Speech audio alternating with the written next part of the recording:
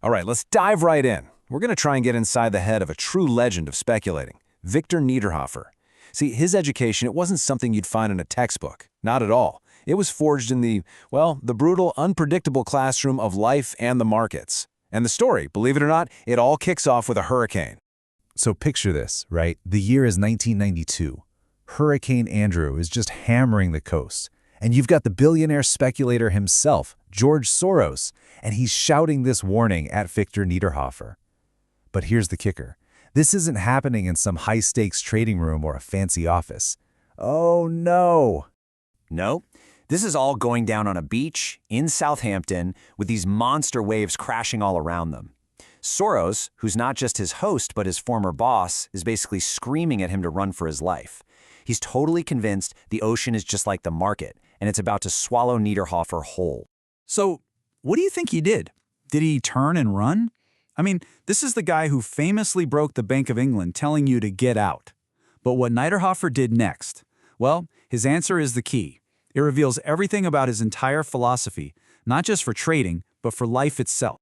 Okay, so to really get Niederhoffer, you've got to understand where he came from. His education was shaped by two completely different mentors. I mean, polar opposites. And this isn't about some fancy finance degree. No, this was all about life lessons learned from two incredible and incredibly different men. So on one hand, you've got his dad, Arthur, a police lieutenant, a professor, a guy with deep integrity and kindness, who, get this, never even owned a single share of stock in his life. And then, on the other hand, you've got George Soros, the ruthless, brilliant billionaire who could move entire global markets with a single trade. One taught him about humanity, the other taught him about the herd mentality.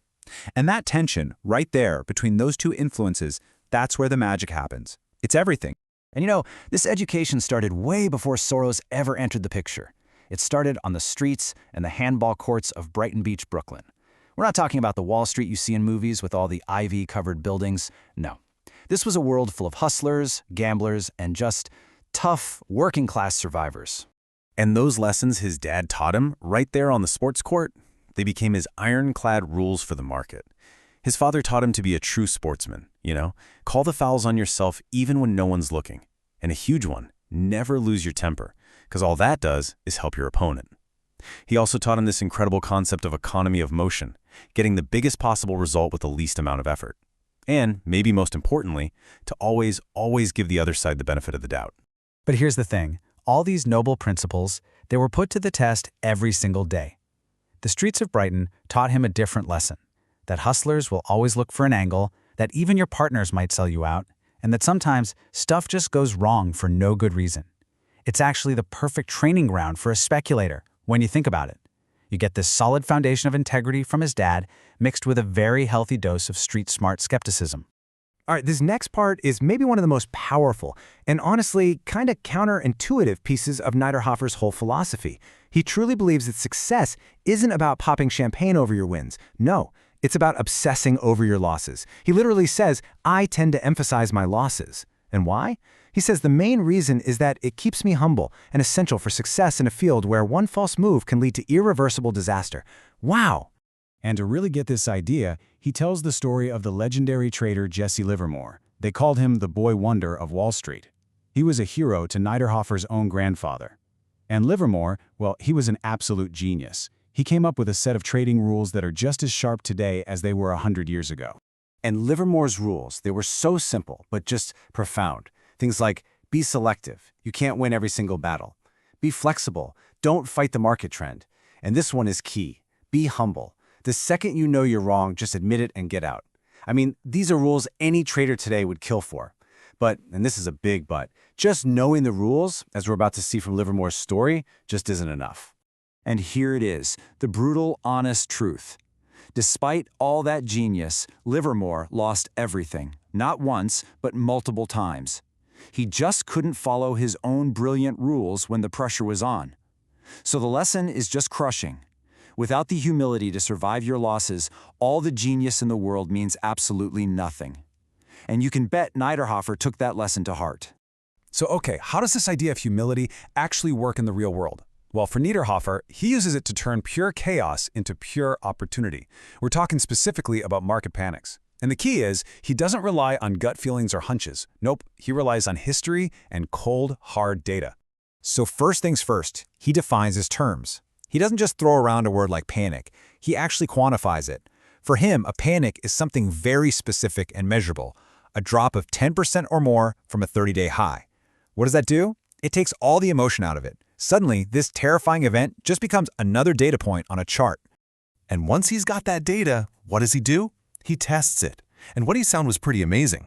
He saw that those true market panics, like the 38 of them back in the 1930s, have actually become super rare. In the 1980s, there were only 4. And in the early 90s, when he was writing, 0. So what does that tell him? It tells him that what feels like a panic often isn't a real one, and that the real ones, when they do happen, are massive opportunities. So then he takes this data-driven approach and combines it with some old-school Wall Street wisdom. The classic method was so simple, it's brilliant.